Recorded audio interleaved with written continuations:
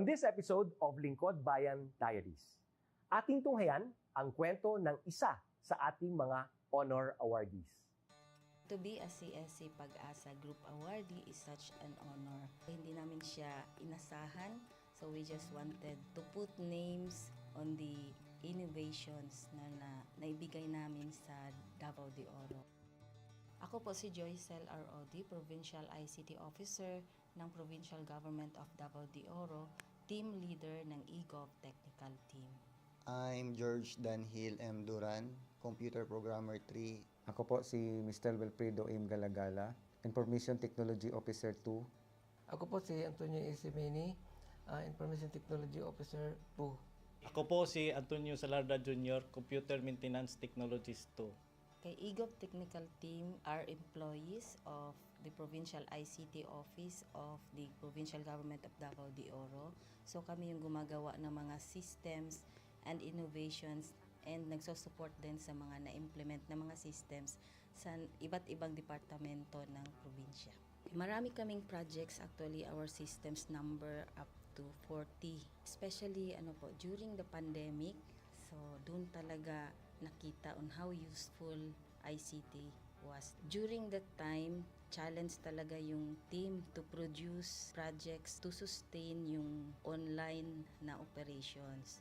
So on our part, we tried exploring open source technology. Tapos marami kaming ina-explore na networks. So first yung system is yung CallDedoc.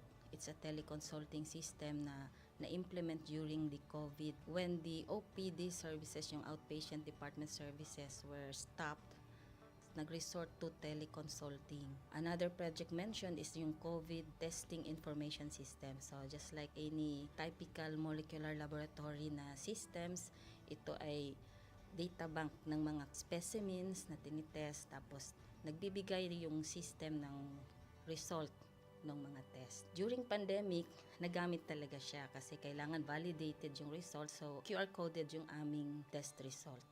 Isang very challenging project namin is yung household profiling and needs assessment. So, kailangan merong list ng mga possible recipients ng bigas, and then wala kaming updated list nun. So, kailangan in 1 month's time makaproduce kami ng system kasi magro-roll out ng survey sa buong probinsya. Nag-try akong mag-tap sa isang UN organization, yung UNDP.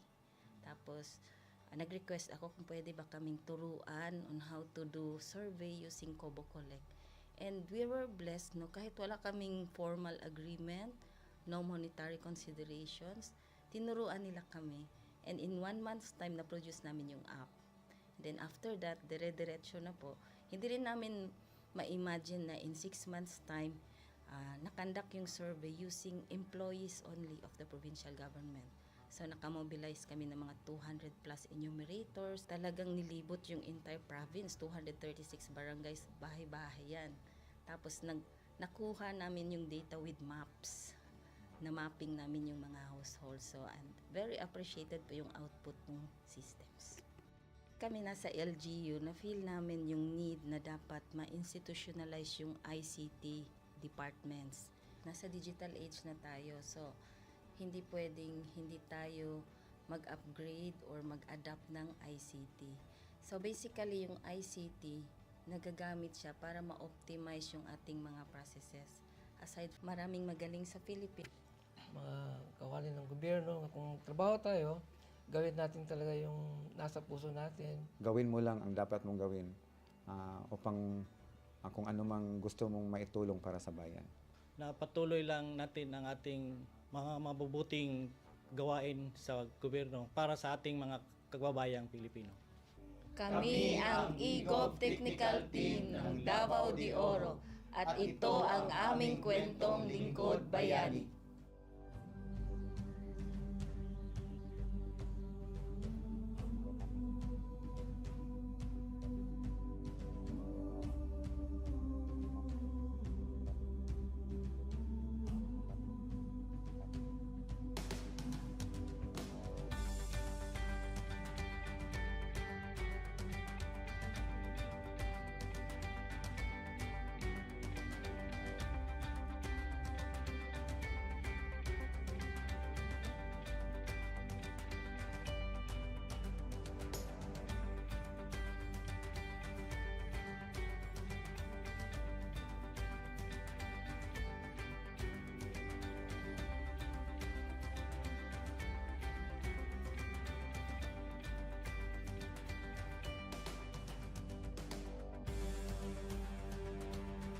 Inyong natunghayan ang kwento ng ating lingkod bayani. Kung ikaw ay may kilalang lingkod bayani, maaari siyang i-nominate sa Honor Awards Program ng Civil Service Commission. For nomination procedures, go to www.csc.gov.ph. See you on the next episode of Lingkod Bayan Diaries.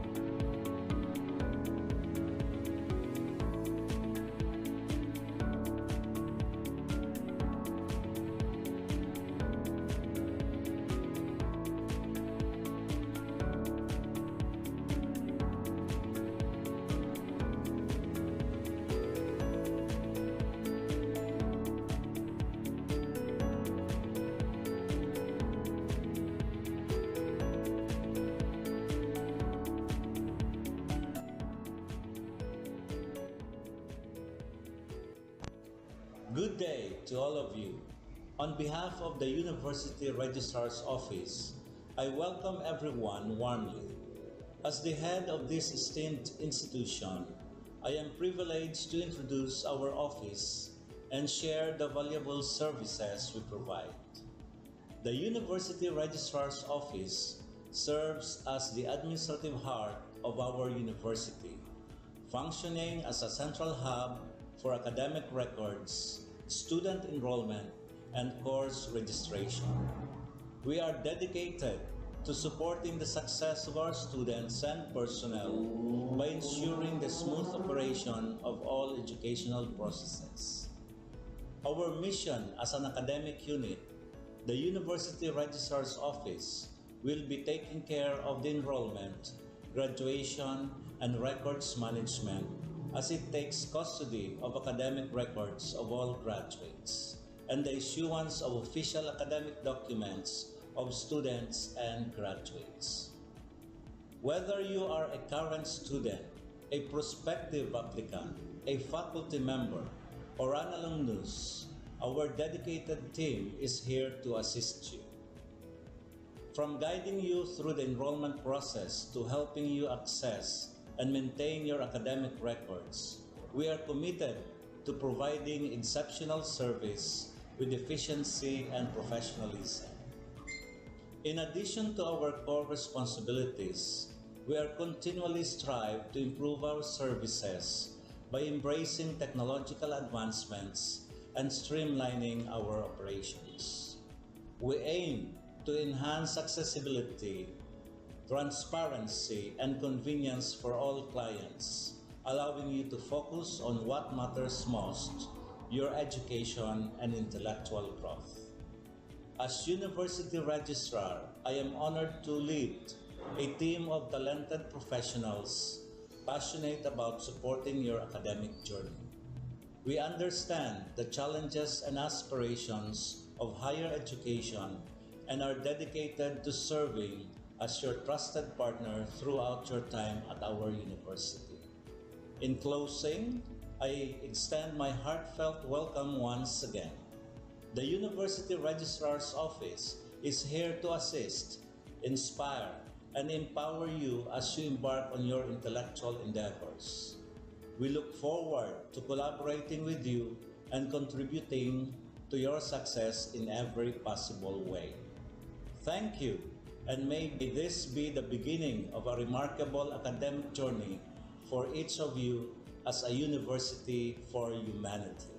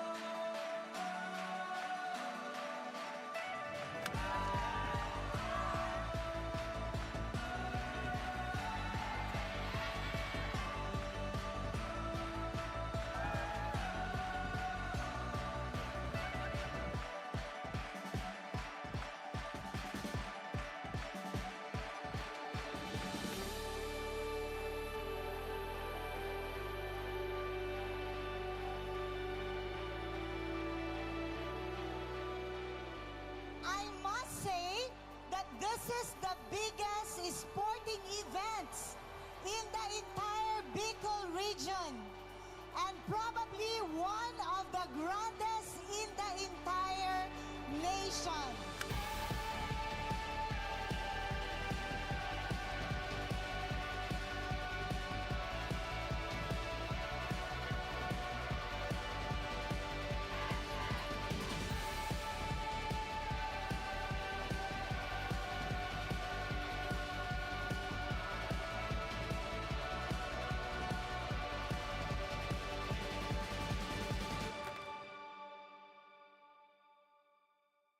Bicol University takes its pride from its top-notch faculty, employees, and most of all, its unparalleled and diverse students.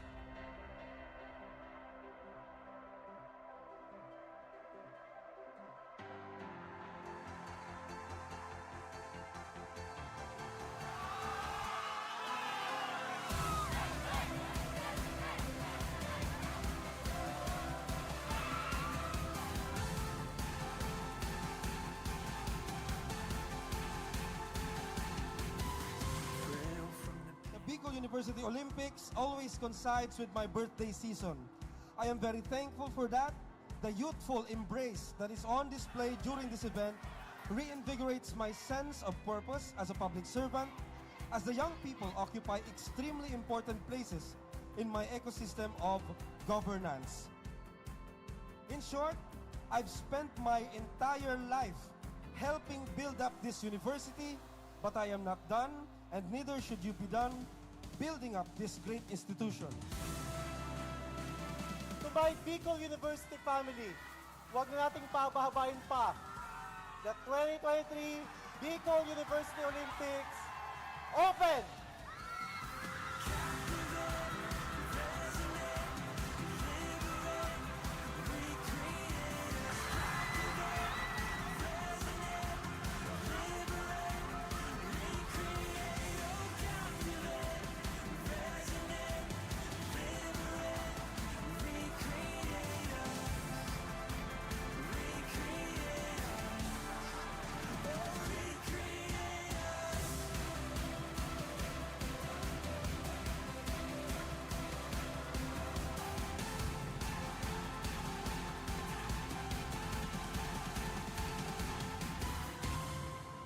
BU students have proven over the years na iba talaga pag taga-BU.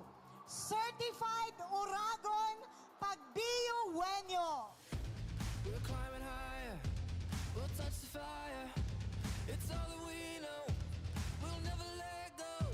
We're wild and free, got all that we need. We're flying right through, yeah, that's what we do. We're finally here, I see it so clear. We're up in the clouds like we're heroes. We came from the dust, we never gave up. Just look at us now, yeah, we're heroes. We won't ever give up now. I thank you for allowing me to witness this heart and will and spirit that you will demonstrate during these games. Thank you for all your birthday greetings. Mabuhay ang Bicol University. Thank you.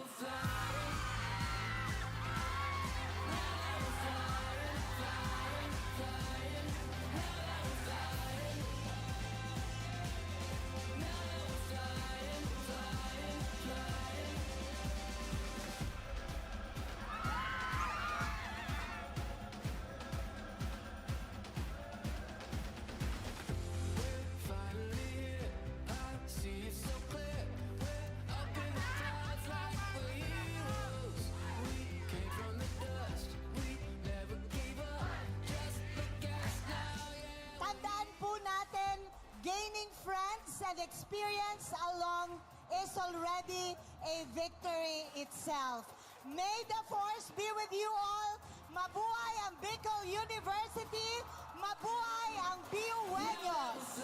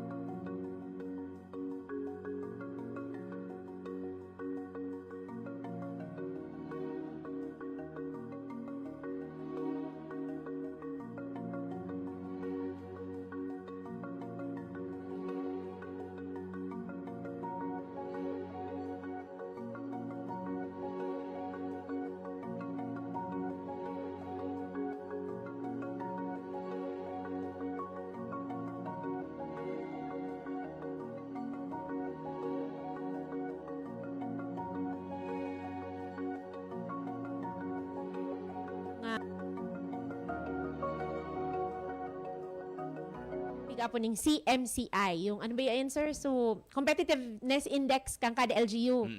Saro po diba sa mga metrics sa CMCI is number of startups in the LGU. Okay. So, the more startups you have within the LGU, the higher your score is duman sa innovation metrics ninda. Pero yun nga lang, some of the LGUs are not yet aware of what an actual startup is. So, ang pigigibong mi talaga ngayon is, sige ming libot para makihuna sa mga LGU na i-recognize sinda, matawan sindang, kumbaga so ease of doing business within the LGU is magayon for startups. So, yun po, ano talaga siya? Kaya po talaga gabus na tabang na kaya may makuha para mabuo ang consortium. Actually, ma'am, iuman kayo din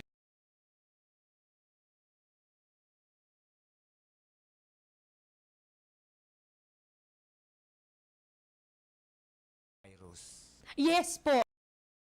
I think, I can honestly say, no offense, pero dahil sa pandemic Yun po, po. Yes, ma'am. kumbaga napwersahan Yan kita. baga, ma'am, naramdaman mo. Actually, ma'am, kaito, iguana po ning, iguana ka ini. Oo. Pero dito masyado sineryoso. Yes, Kumbaga, yes. alternative ta lang siya kaito. Yes. Pero ka nag-pandemic, ma'am, na dahil na kita kayang humiro. Oo. Dahil kita pwedeng magluwas sa harong. Dahil kita pwedeng makisalamuha sa dakol na tao. Dahil kita pwedeng magbakal ning in person. Saka ini nagkamurundag, ma'am. Yes. Napwersahan po kitang mag-innovate. Yes, mag-innovate. Kaya talaga, ma'am, tama magira-resoluma na maray na kasabihan. Nasabi nila, necessity is the mother of invention. Yes, exactly. Kaya lang dito, ma'am, aram kung siya ang father. Ay, sabi na, opportunity. Opportunity. Yung baga, ma'am, inbaga mga paglunad sa auto na maano ka lang sa app, madyan Yes na sa po, imo. yes po. Pagbakal nin produkto. Yes. Amo lang kita mga parangaran dig dita, baka sigilong Ay, kita. okay, opo. Baka sigilong kita Opo. ni traffic. So, Oo. Kamu ngayon mga produkto. Anyway, aram naman yung public kung ano yan. Yes po. Yung bagang tindahan dyan, ma'am, na online, di ba? Yes. Ako, ma'am, dahil ako tatawag mga bakal kanta. Dahil nga na ako, ma'am, ng Facebook account. Sorry. Same. Oo. Pero, na-appreciate ko. Ibang tatao, minataram sa kuya. Dito, araw-araw kayo. Sabi ko, pwede yan. Sabi niya, iyo. So, gradually, na-imbibe ko na siya, ma'am.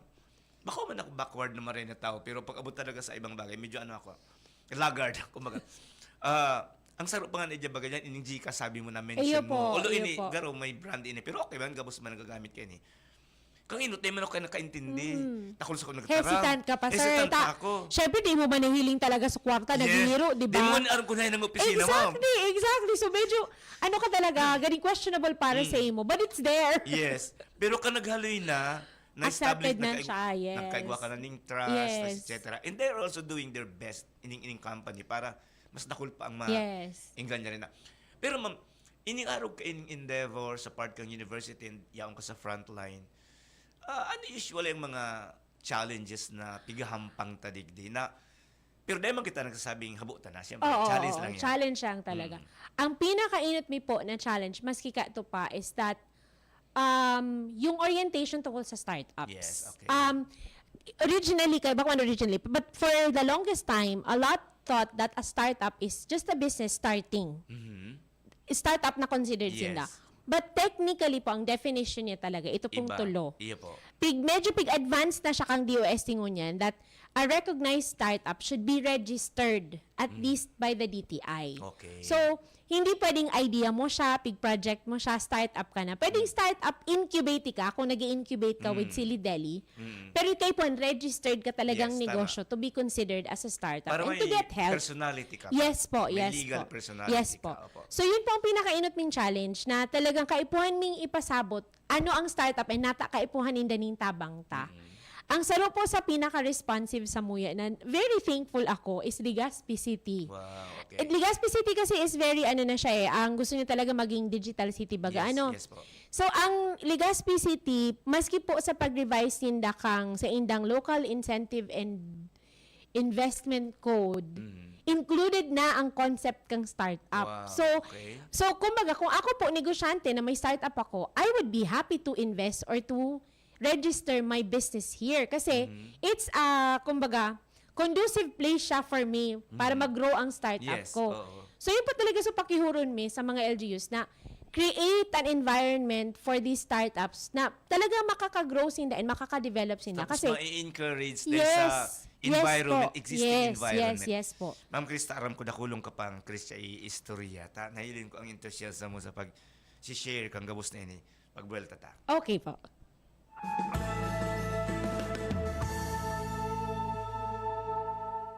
Adrian Salceda, pag-asenso na matitra, Banuan kan po lagi kay Mayor Nonoy ka. Padagos ang pagtabang niya, sa sato padabata, yan ang satong alkalde sa Banuan ni Pulangi. Idolo padabata si Adrian Salceda. Mula ng pandemya, maraming nabago sa aming pamumuhay. Maraming naghirap, nagutom at nawala ng trabaho. Ngunit sa panahong iyon, hinikayat kami ni Congressman Fernando Didi Cabredo na pasiglahin ang kultura ng pagtatanim. At sa gayon ay hindi lamang kami aasa sa tulong ng gobyerno at hindi rin kami magutom sa panahon ng krisis. Ako po si Jennifer Umadto, solo parent, may 6 na anak. Sumali po ako sa proyektong Taranuman ni Congressman Didi Cabredo para po magkaroon po ako ng dagdag na income at magkaroon po ako ng produktibong libangan at masigurado ang sapat na supply ng pagkain sa aming lugar. Dahil sa pagsisikap namin, nabigyan kami ng garden tools, pananim, skill training, tulad ng bread making, para madagdagan ang aming kaalaman. At nabigyan din kami ng trabaho, mapagkakakitaan. Bilang member ng Women Planters, kami po ay mapalad na natutulungan sa pagpapagamot sa ospital, pambili ng gamot, pati na rin po burial assistance kung may namatayan sa pamilya. Nakatanggap rin ang aming mga anak ng educational assistance dahil hangad ni Kong Didi Cabredo na mapagtapos ang aming mga anak sa college para magkaroon sila ng magandang trabaho at kinabukasan. Super proud po ako dahil nabibigyan ng importansya ang mga kababaihan sa agrikultura.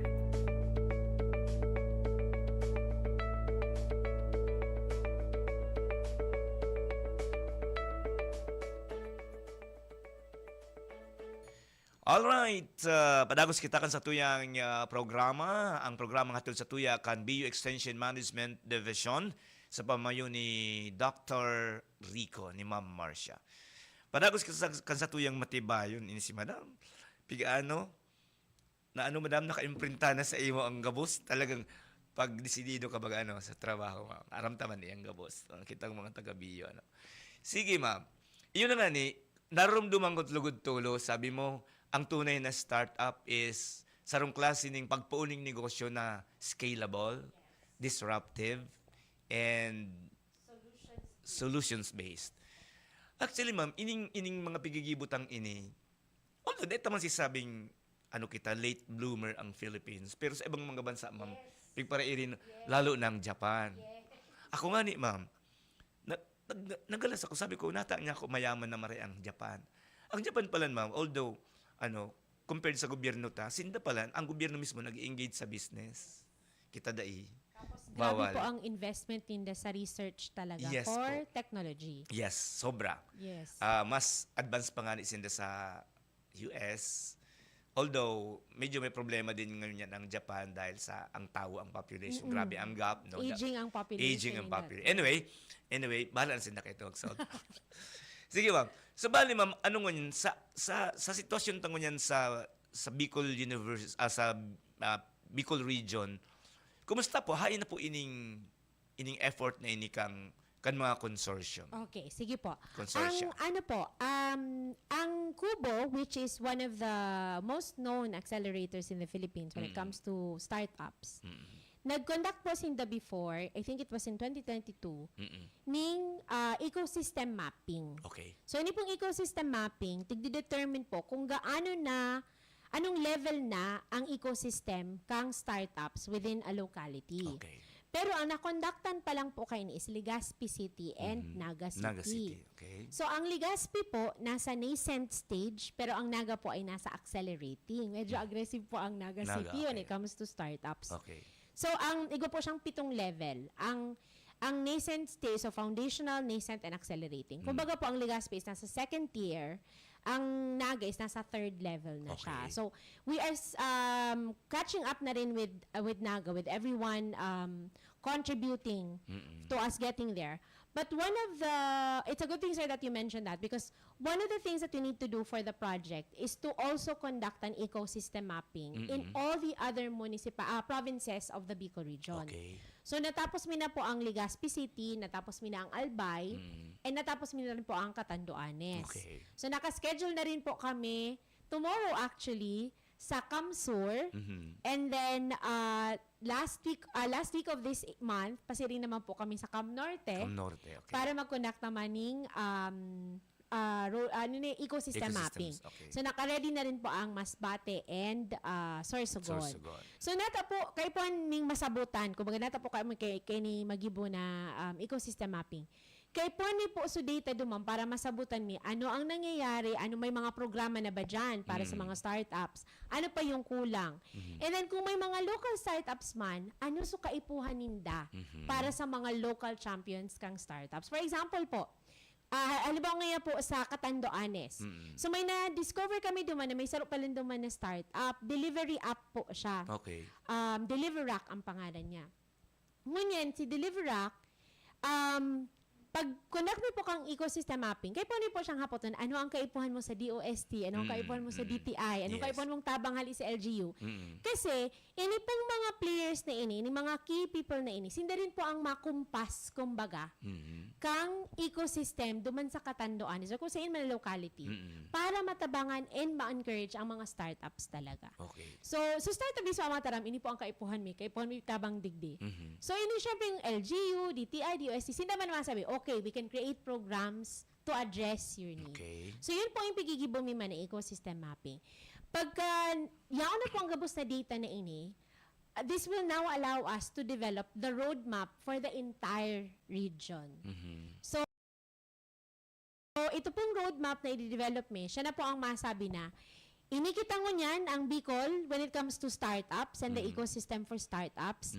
Ini ang gusto tang maabot within a period of time. Ini ang mga gigibohon ta. So yun po ang saro po sa mga projects na kaipuhan. Pigigibomi ngunyan.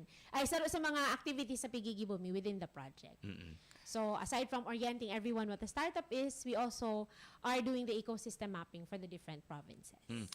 Mamang saro din pigihiling ko na siguro pwedeng matawan ning ning attention about sa startups. Hindi ba ma'am problema ta sa kuryente? Actually, ano po siya? Kumbaga, pwede magtingi-tingi ma'am ng kuryente. Po, ano po siya ba? Pwede, sa hiling ko nga ni Sir. Garigwa ng iba po, pighapot ko niyan sa mga estudyante kong mga mga electrical engineering students. Sabi ko, natanya ko day pwedeng saro niya akong barangay, mag-set up ng solar power generator. Tapos, barang aninda, mawal ngayon, mara pa ngayon kitang long ngayon na pwede ngayon gibuhon. May mga policies. Kaya ito mamigoning bapa, barangay, parang barangay siya na, pero, garo baga, ang sarong barangay, sarong consumer. Sarong consumer. Ang kuryente, hali manggaray sa electric Hindi ko daw po anong policy. Kaya lang nagka-problema ito, ma'am, ang iba din nagbabarayan.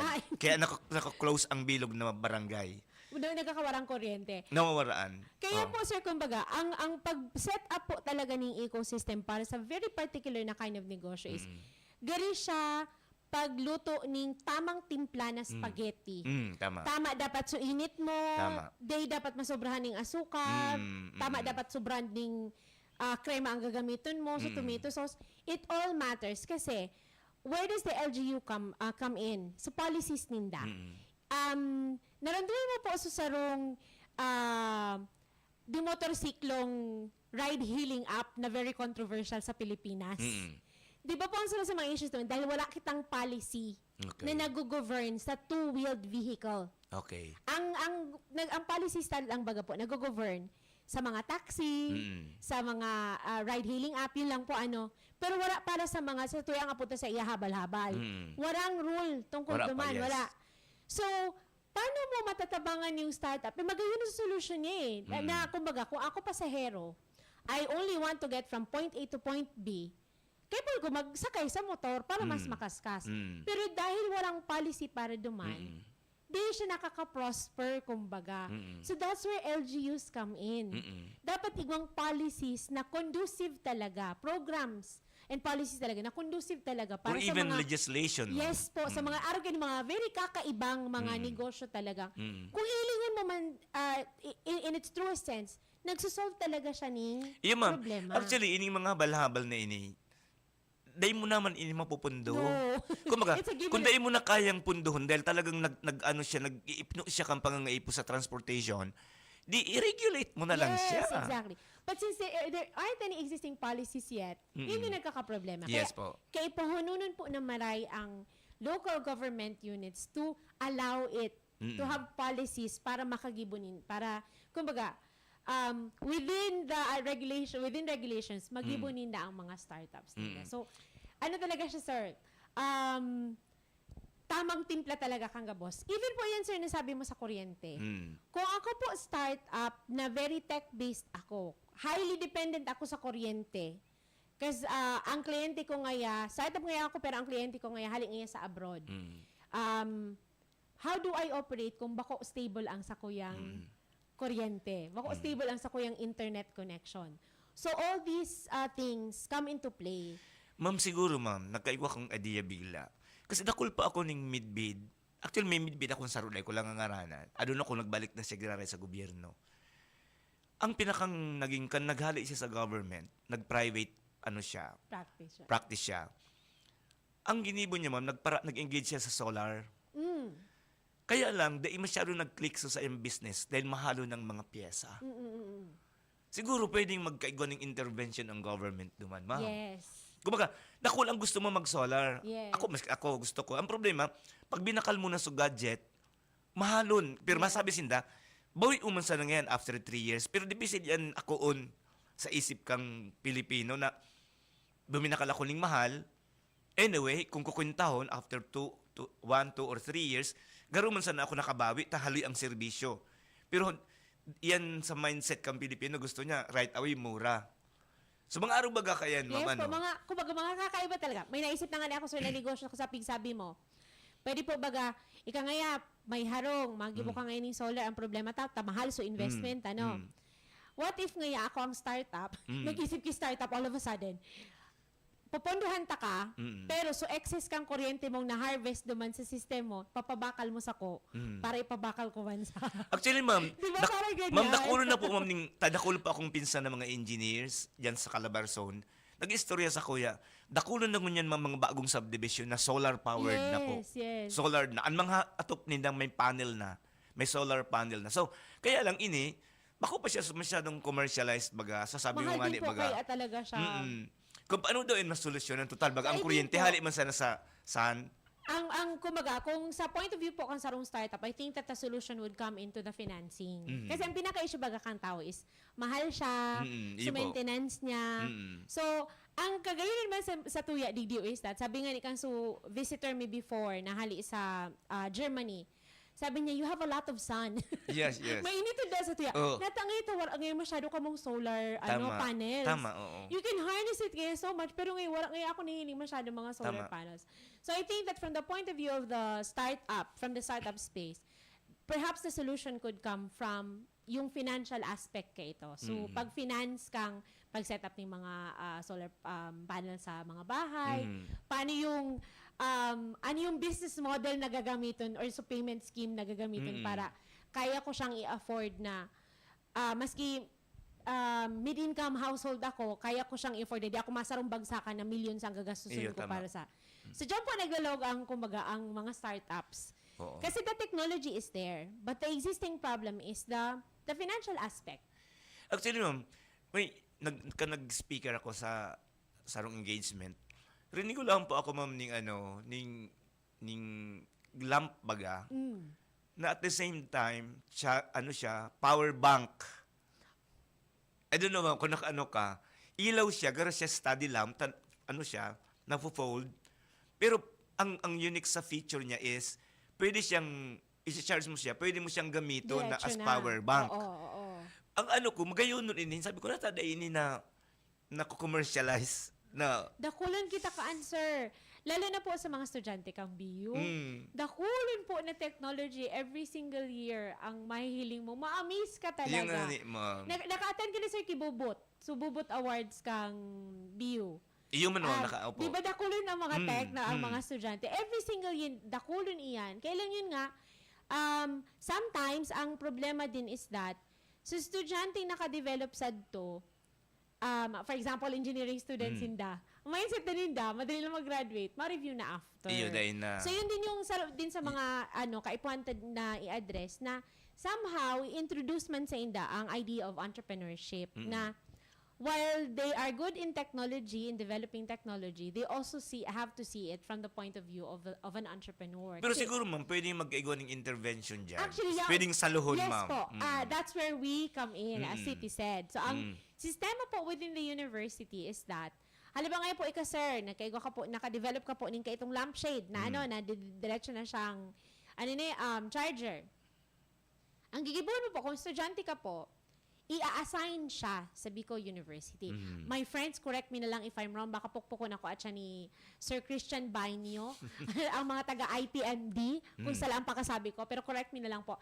So you assign it to the university, and so the university now has ownership of your technology, and they have now BU now has the right to sell that technology through CitySed. Now, there are several ways that we sell the technology, kumbaga. The first one is to... Ma'am, sige, bago sir. yan, ma'am. Bago yan natin, sir, pagbalik ka. Kada ko lang nagdadangog dyan. Okay. Mabel, tagiraray kita. Sige po, sir.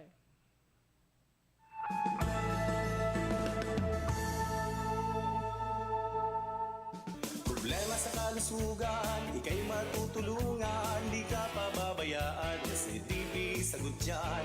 Maging sa kamatayan, honorarya at simbahan, pamilyang naulila, di na mamumroblema. SEDB, simbag sa pag-asenso, buhay mo tiyak magbabago. Kinabukasan ng pamilya'y sigurado. SEDB, simbag sa pag-asenso, nagbibigay serbisyong totoo. SEDB, dito na tayo. SEDB, dito na tayo. Brand new appliances ba ang hinahanap mo? 3 letters lang ang lagi mong tatandaan. RRS. RRS Marketing. Sa RRS Marketing, we offer appliances from washing machines, TVs, aircons, refrigerators, at marami pang iba. Ranging from the biggest brand names like Sharp, TCL, Haier, EZY, Skyworth, Panasonic, Carrier, Fujidenso, Whirlpool, Marks of Canada, Technic, Technogas, Condura, Calvinator, American Home, and Astron. Nag-offer din kami ng big discounts on straight cash payments at kulang ka pa sa budget? Don't you worry! We offer credit card installments at in-house financing sa RRS Marketing. We also offer free delivery service within the 6-kilometer radius of Legazpi City and Daraga. At nag-offer din kami ng delivery charge na sobrang affordable para sa budget mo. Visit RRS Marketing at Quezon Avenue, Legazpi City, kaharap lang ng Ayala Malls, Legazpi. You can call or text us at 0917-876-0041 or email us at rrs_Legazpi@yahoo.com. Appliances ba ka mo? Yes na yes sa RRS! Si Kuya Seth Mandia ng Gumaca, Quezon at ng kanyang buong pamilya kumukonsumo ng mga produkto ng Jmar Herbs Incorporated. Ako po si Seth Mandia, Barangay Bilipado, Gumaca, Quezon. Lahat ng produkto niya, sinubukan ko. Yung Mar Capsule, Mar Cafe, saka yung Choco. Itigim ako mga lasa. Umaga, kinakapi ko, pati yung asawa ko, magulang ko, sa Mar Cafe. Pero hindi ko mawala yung aking Mark C Vitamin C Plus Zinc kasi maganda sa katawan. Ang mga produkto ng Jmar Herbs Incorporated ay mabibili na sa inyong mga suking groceries, supermarkets, boutique at drugstores dito sa ating lugar.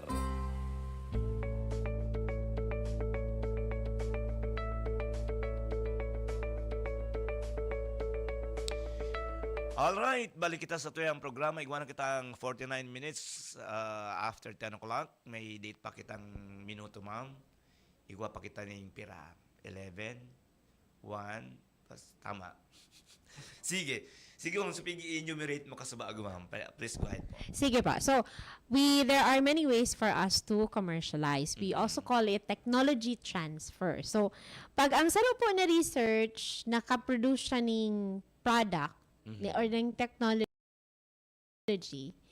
tiga-assess po yan kang RDE kung ano siya, commercializable or if not, bentahable. Pwede ba siyang ibenta or not? Okay. Pag po, or pag sinabi ngayon kang tech developer, abo ko siyang ibenta, I want to share it to humanity, malawag po siya sa extension. Okay, tama. So, itatawin siya sa extension, and then si extension man, i-share niya sa sarong community para i-adapt nila yung technology na yun. Ang proseso na po yan, ang upload po dyan is technology transfer. Okay. Pag na-deem po siya as bentahable or commercializable, maagi po siya sa mga as a citizen. So we have four ways ba? We have several ways of commercializing technologies.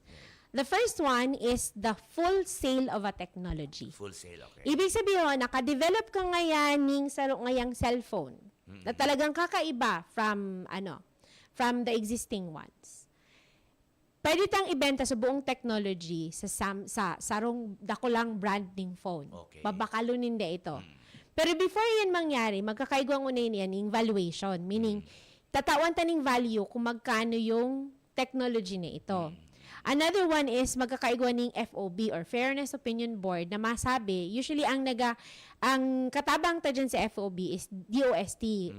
Kumbaga, yun po na FOB, nagsasabi na fair ang presyo na tinao mo. Okay. Fair din para duman sa mabakal ang napag-agihan nindong presyo. So yan po, full sale of technology. Yan. Halimbawa ngayon, nakagibo ka ngayon ng libro. Ning buong series ng libro, pwede tayong ipabakal sa publisher, sa publisher, na buong-buo. Okay. Pero ang sarap po na sistema is what we call licensing. Okay.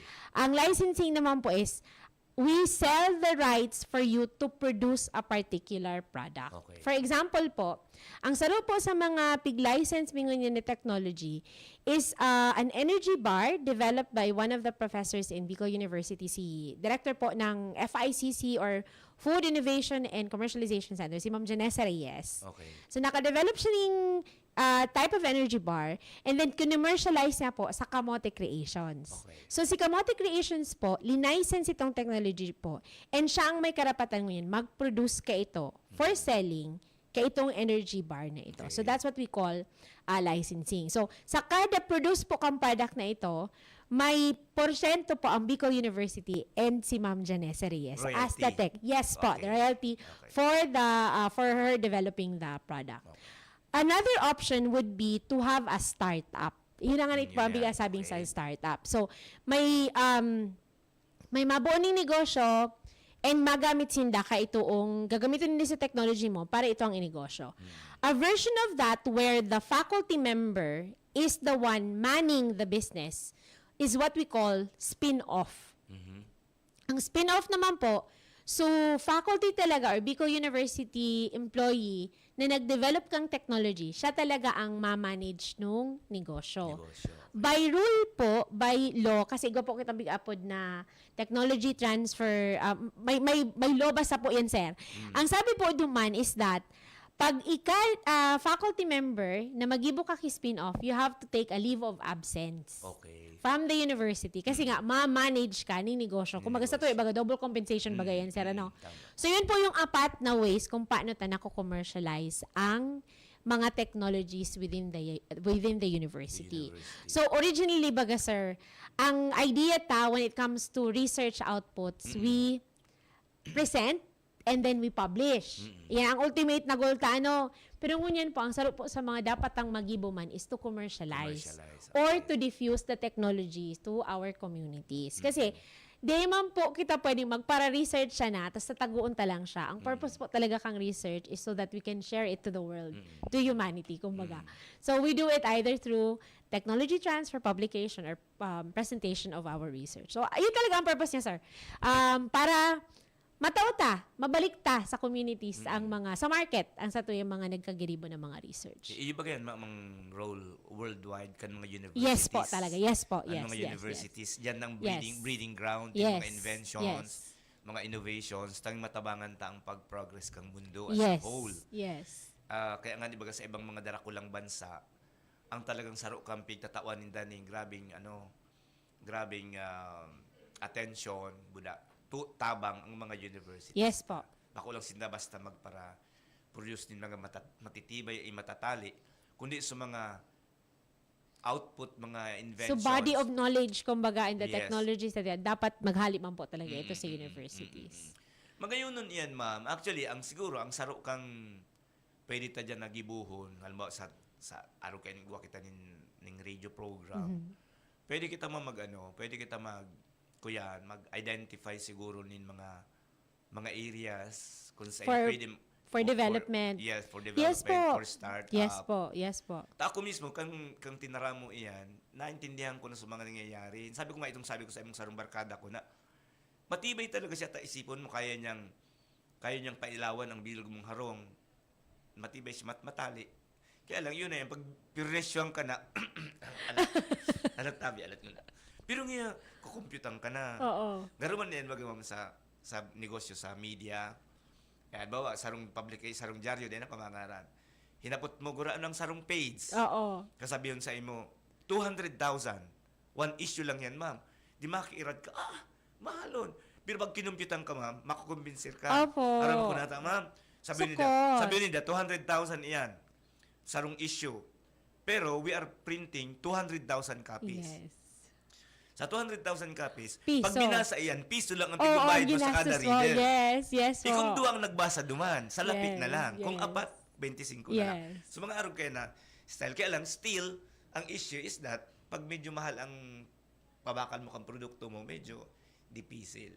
Na nakulong na nakita mo niyan mga innovations after campaign. Sabi ko nga siyempre, curse to death ang pandemic ang to nangyari. hell, Oo. ang pandemic. Pero kung hinong mo on the other side of it, nakulong ng namundag na data man lamang naisip mang kang panahon. Na-push talaga kita, sir, mag-innovate. Yes. Napilitan kita ubos sa mag-innovate. Yes. Push hard to the wall. Oo. Ikita wag ma'am na tao, dahil man kita nagsusuko. Di ba? Pagkano?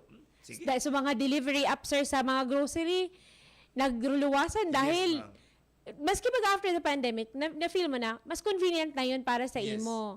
So delivery apps yung mga pagkaon, nagbenta talaga. Saka ma'am, ang saro diging nasosolusyon na data lang nahiling tulos, is kulang na ang nagbabiyahe. Ayun po. Di ang ano pa dyan, sir, so natawan ng employment. Nakulon ang natawan ng employment dahil sa mga delivery apps. Tapos halimbawa, mas nagiging productive ka. Yes. Ay, gusto mo man ka pa magbakal. Day na. Diyan ka, nahalatod mo na lang, mabayad ka na lang, bawi ka naman sa another negosyo mo or another activity mo. Exactly. Yan ang kagayunan, ma'am, kan arog ka na yaong ka sa sarong effort baga, na aramong nakakatabang ka sa community. No? Ang impact niya talaga dakulaan. So hopefully, sir, we will succeed with the establishment of the BICORS. And I really hope to call on our LGUs na mag-create talaga sila ng conducive environment para sa mga startups. But on the other hand, I also want to thank the NGAs na all-out support talaga, DOST, DTI, DICT, NEDA, all-out ang support kayan with anything to do with startups. Yan talaga permisinda.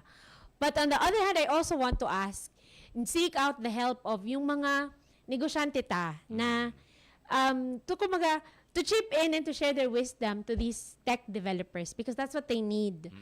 Kadaklan din kasi, sir, problema sa startups is that because they're project-based, kadaklan sa inda nagagadan. Yeah. And one of the reasons the reasons why that happens is because they man talaga sinda patatao magnegosyo. And so we really hope with the BICORS to bring together these tech developers, government champions, and mga negosyante na tagadigdi sa Bicol na tabangan ang mga startups Sabi ba mag-grow. usap tayo. Diba? Yes. And so we hope that the BICORS will be that for our startups here in the Bicol Siguro, region. we'll take this opportunity, ma'am, na siguro encourage ta ang mga LGU, sabi mo Yes po. na mag-creating sarong environment na conducive Yes po. for the startups to grow. Yes po. Na takong na ibaga, kung daiman mangyayari iyan, sabi mo ni ang LGU Legazpi, sarot sa na-mention tayo, Naga, maybe siguro by revenue kaya ninda, pero minsan bako man lang kabo sa kwartang hururon, di ba? Kung interesado kami, nag-aarabot naman sa ng mga bagay. Okay. Yung big mamarkahan ako, 1 minute. Ma'am, sige ma'am, ano ba, parting words? Thank you for having me today and allowing us to share what the Bicors is. Again, I call on our LGUs. Please help us. Please do not hesitate to reach out to us, City Said or Silly Delhi. We have a Facebook page. We can help you establish your own roadmaps as well. A big thank you to all our collaborators, like I said, DOST, DTI, NEDA, DICT. Mga Chamber of Commerce din pala, they play such a big role in this consortium that we're establishing. And of course, I cannot thank our team enough for the efforts that we all put in to make this happen. Thank you, BUMD. Thank you, Sir Seth, for inviting us again. Thank you for this opportunity to talk about our efforts. Thank you. Christia Banyares, kang City Said. Matibayon si Madam magpaliwanag. Teacher talaga. Sa ngaran kang gabos na yaon sa Bicol University, sa ngaran ka sa tuwing president, si President Nebres. Siyan sa pangalan man sa istasyon, si Father Kevin Francier, ang station manager. Sa pangalan naman si Ma'am Professor Banyares. Ako po ang sa inong nakairiban sa ngunya na edisyon kasi sa tuwing programang Pang-Edukasyon asin Pang-Kabuhayan. Professor Seth de Madera. Salamat po kasi sa inyong magandang.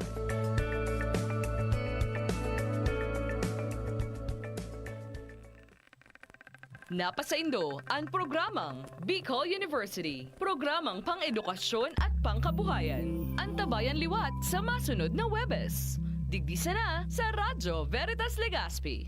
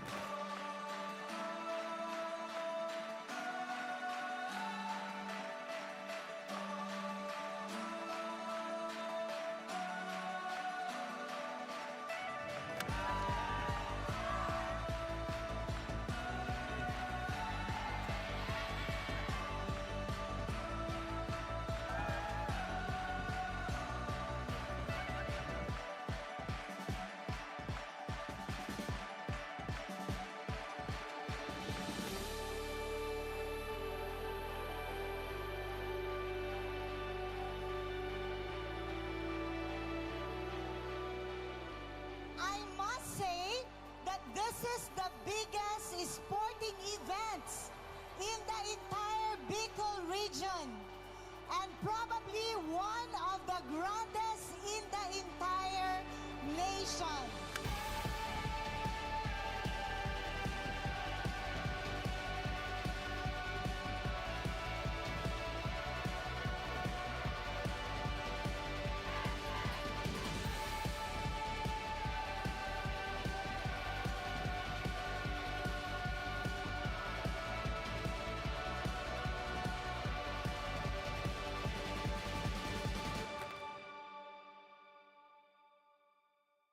Bicol University takes its pride from its top-notch faculty, employees, and most of all, its unparalleled and diverse students.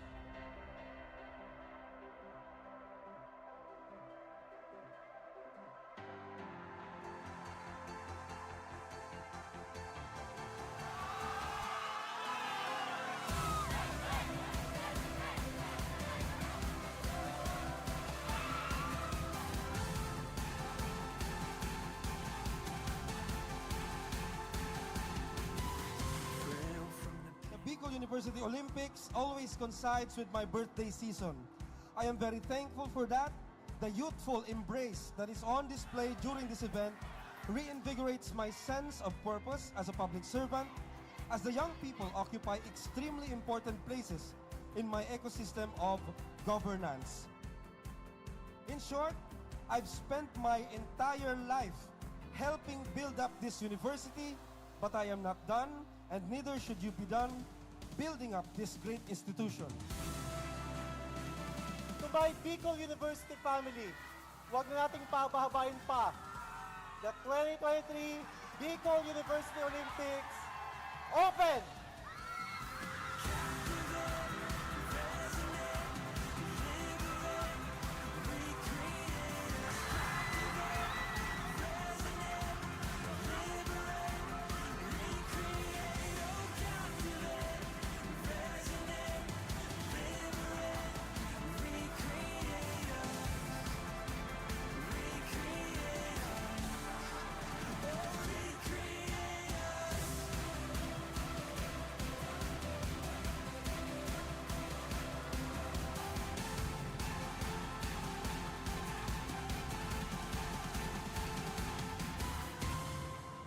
BU students have proven over the years na iba talaga pag taga-BU. Certified Uragon pag BU Wenyo. We're climbing higher, we'll touch the fire. It's all that we know, we'll never let go. We're wild and free, got all that we need. We're flying right through, yeah, that's what we do. We're flying here, see it so clear. We're up in the clouds like we're heroes. We came from the dust, we never gave up. Just look at us now, yeah, we're heroes. We won't ever give up now. I thank you for allowing me to witness this heart and will and spirit that you will demonstrate during these games. Thank you for all your birthday greetings. Mabuhay ang Bicol University. Thank you.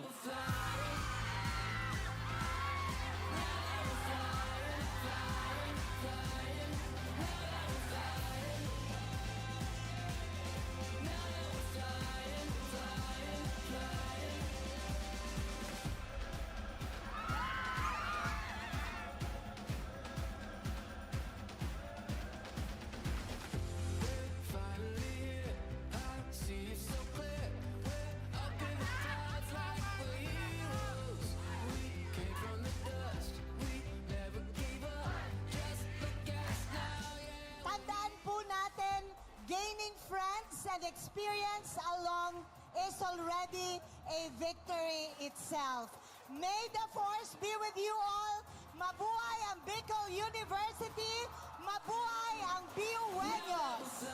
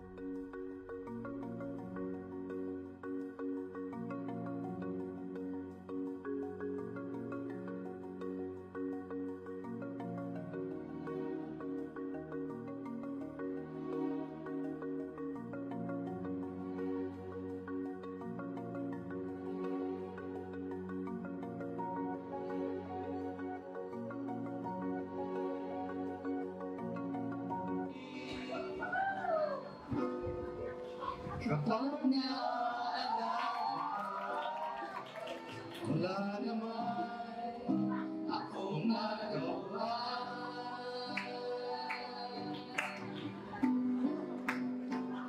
Umuwi ka na, baby. Ako sanay na wala ka. Mahirap ang mag-isa. At sa gabi na hanap kita. Hanggang kailan ako maghihintay na makasama ka? Muli sa buhay ko, tulog at paghihirap. At laging ikaw lang ang umapawi sa mga luha. Naglalagay ng ngiti sa mga labi. Di mapigilan ang isip. Sa ligan, hulog ang loob sa iba. Nakakamaisa na huwag naman sana.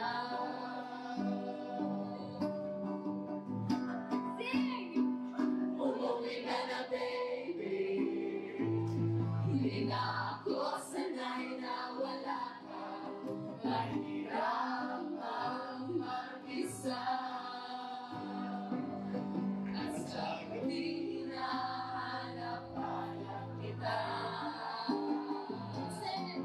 Hanggang kailan ako maghihintay na makasama ka? Muli sa buhay ko, kulong ng paghihirap. At saging ikaw lang ang umapawi sa mga luha. Naglalagay ng ngiti sa mga labi. Umuwi ka na, baby. Umuwi ka na, baby.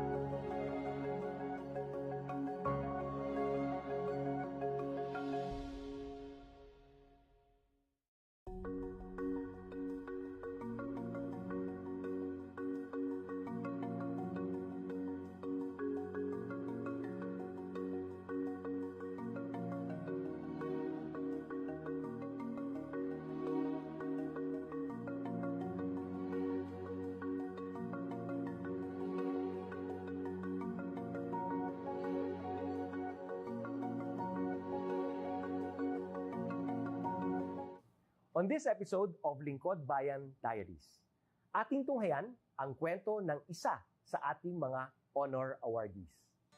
To be a CSC Pag-asa Group Awardee is such an honor. Hindi namin siya inasahan, so we just wanted to put names on the innovations na naibigay namin sa Davao de Oro.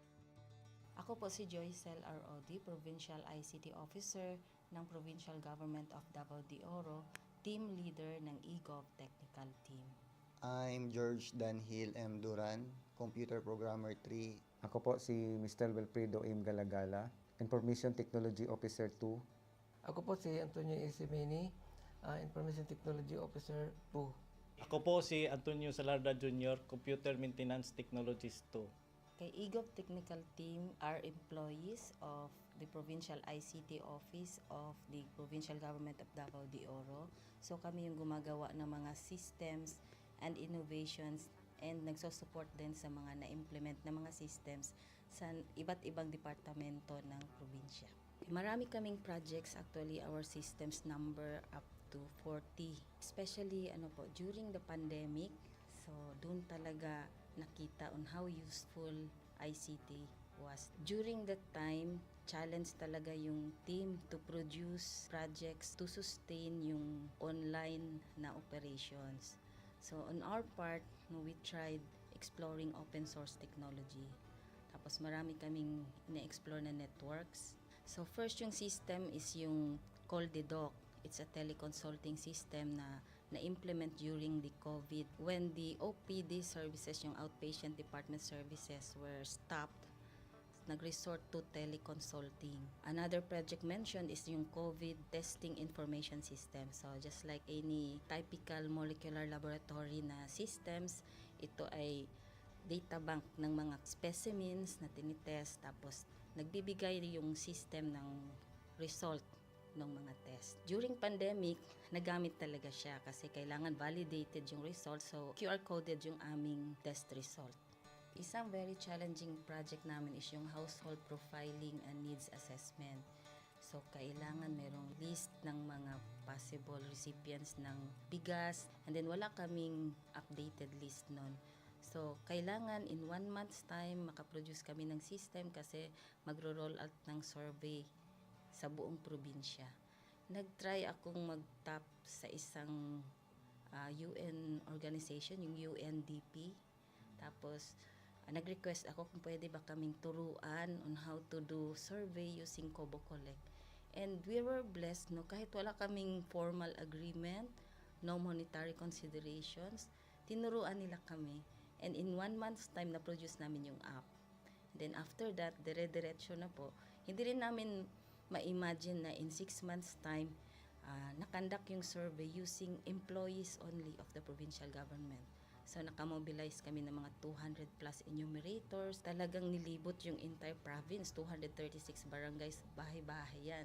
Tapos nakuha namin yung data with maps. Na-mapping namin yung mga households. So and very appreciated po yung output ng systems. Kami nasa LGU, na-feel namin yung need na dapat ma-institutionalize yung ICT departments. Nasa digital age na tayo, so hindi pwedeng hindi tayo mag-upgrade or mag-adapt ng ICT. So basically, yung ICT, nagagamit siya para ma-optimize yung ating mga processes. Aside from that, yung interconnectivity, interoperability ng different offices, napapadali yun through ICT. So, talagang dapat i-leverage yung ICT ng any organization, not just the government. Kung mapansin nyo, lahat ng developed countries is naka-leverage talaga sila sa ICT. Maraming magaling sa Philippines, medyo may problema lang tayo dun sa interconnectivity and interoperability kasi parang nangyari, parang kanya-kanya yung mga LGUs, kanya-kanyang innovations. And if you can see from the national, paiba-iba yung mga systems hanggang dun sa baba. So, yun din isa sa panawagan namin, sana magkaroon ng uniform na standards and protocols in developing systems para hindi masayang yung mga efforts ng mga nasa baba. Okay, my message to my fellow public servants, so let us continue to be a gift. Di ba, pag gift ka, maganda ka, mapapasaya mo yung recipient, kay magiging useful ka sa recipient. So, isa lang yun sa palagi kong isinasa puso, no? Continue to adapt to the change, especially in ICT innovation. Even though marami tayong challenges na related to it, just continue to adapt to the ever-changing progress in technology. Kaya ang masabi ko lang sa mga kawani ng gobyerno, kung trabaho tayo, gawin natin talaga yung nasa puso natin. Gawin mo lang ang dapat mong gawin upang kung ano mang gusto mong maitulong para sa bayan. Na patuloy lang natin ang ating mga mabubuting gawain sa gobyerno para sa ating mga kababayang Pilipino. Kami ang EGOV Technical Team ng Davao de Oro at ito ang aming kwentong Lingkod Bayani.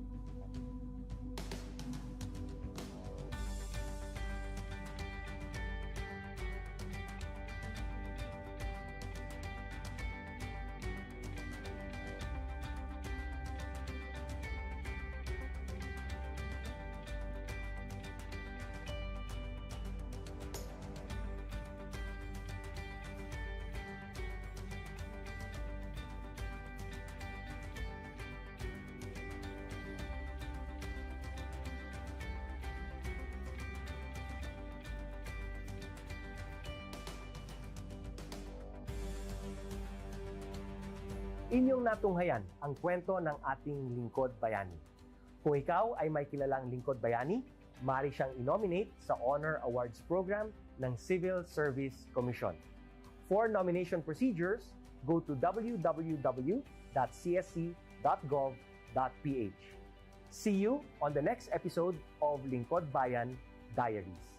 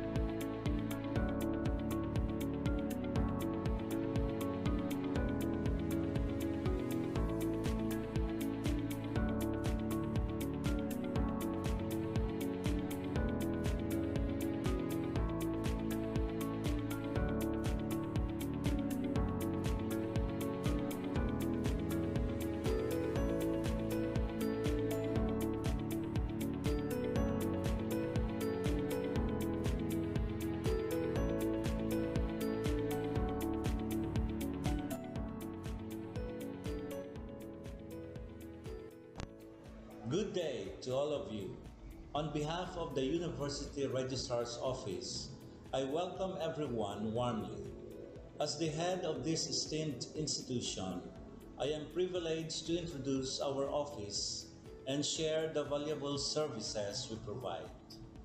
The University Registrar's Office serves as the administrative heart of our university, functioning as a central hub for academic records, student enrollment, and course registration. We are dedicated to supporting the success of our students and personnel by ensuring the smooth operation of all educational processes. Our mission as an academic unit, the University Registrar's Office, will be taking care of the enrollment, graduation, and records management as it takes custody of academic records of all graduates and the issuance of official academic documents of students and graduates. Whether you are a current student, a prospective applicant, a faculty member, or an alumnus, our dedicated team is here to assist you. From guiding you through the enrollment process to helping you access and maintain your academic records, we are committed to providing exceptional service with efficiency and professionalism. In addition to our core responsibilities, we are continually strive to improve our services by embracing technological advancements and streamlining our operations. We aim to enhance accessibility, transparency, and convenience for all clients, allowing you to focus on what matters most, your education and intellectual growth. As University Registrar, I am honored to lead a team of talented professionals passionate about supporting your academic journey. We understand the challenges and aspirations of higher education and are dedicated to serving as your trusted partner throughout your time at our university. In closing, I extend my heartfelt welcome once again. The University Registrar's Office is here to assist, inspire, and empower you as you embark on your intellectual endeavors. We look forward to collaborating with you and contributing to your success in every possible way. Thank you, and may this be the beginning of a remarkable academic journey for each of you as a university for humanity.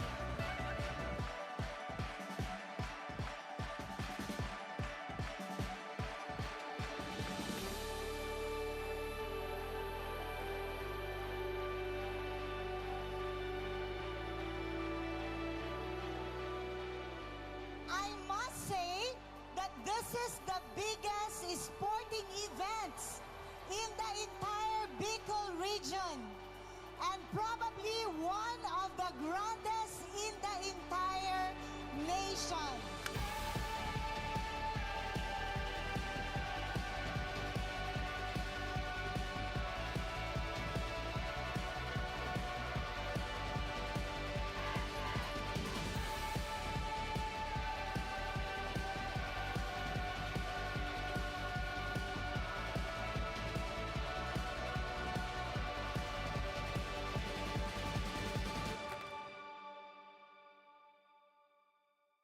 Bicol University takes its pride from its top-notch faculty, employees, and most of all, its unparalleled and diverse students.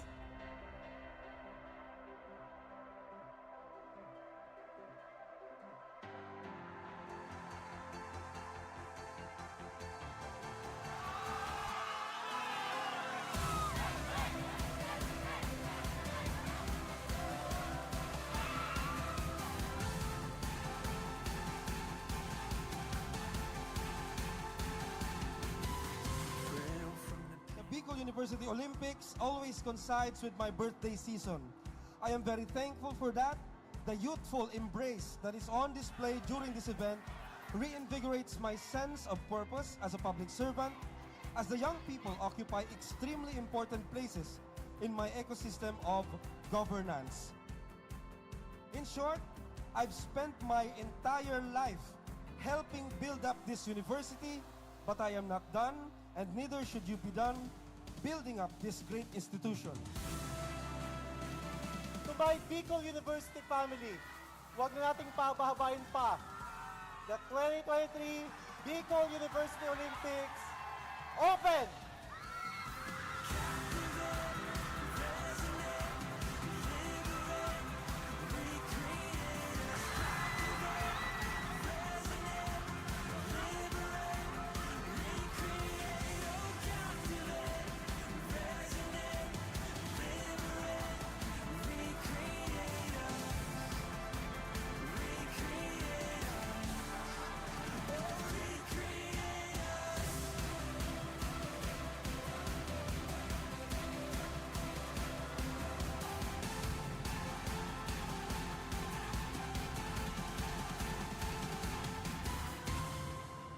BU students have proven over the years na iba talaga pag taga-BU.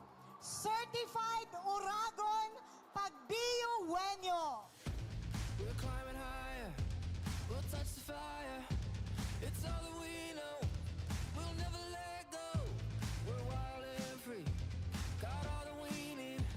We're flying right through, yeah, that's what we do. We're fighting here, I see it so clear. We're up in the clouds like we're heroes. We came from the dust, we never gave up. Just look at us now, yeah, we're heroes. We won't ever give up now. I thank you for allowing me to witness this heart and will and spirit that you will demonstrate during these games. Thank you for all your birthday greetings. Mabuhay ang Bicol University. Thank you.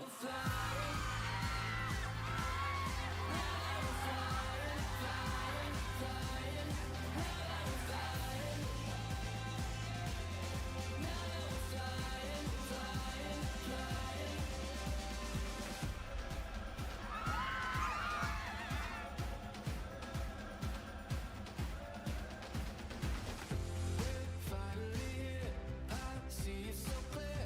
We're up in the clouds like we're heroes. We came from the dust, we never gave up. Just look at us now, yeah. Tandaan po natin, gaining friends and experience along is already a victory itself. May the force be with you all. Mabuhay ang Bicol University. Mabuhay ang BU Wenyos.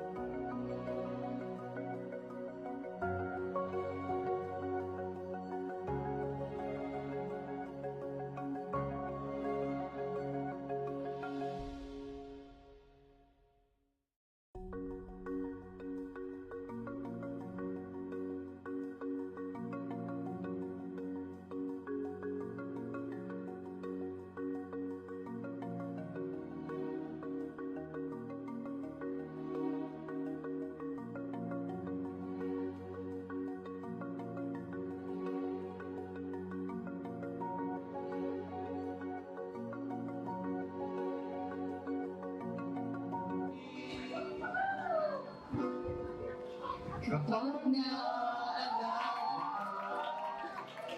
wala naman akong magawa.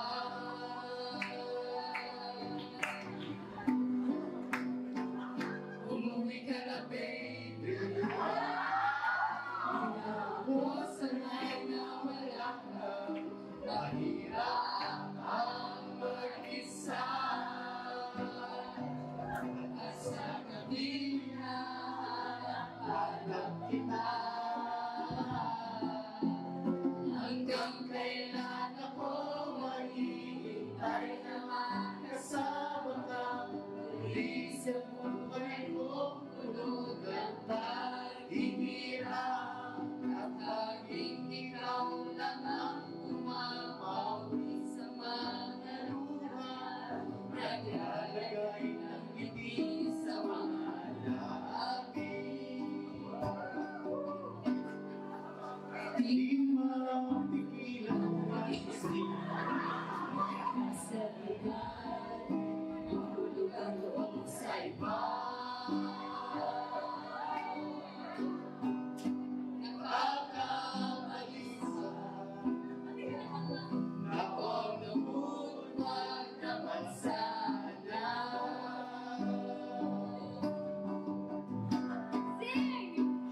Umuwi ka na, baby. Hindi na ako sanay na wala ka. Mahirap ang mag-isa. At sa gabi na hanap-hanap kita. Hanggang kailan ako maghihintay na makasama ka. Muli sa buhay ko, kulong ng paghihirap. At sa'king ikaw lang ang umapawi sa mga luha. Naglalagay ng ngiti sa mga labi. Umuwi ka na, baby. Umuwi ka na, baby.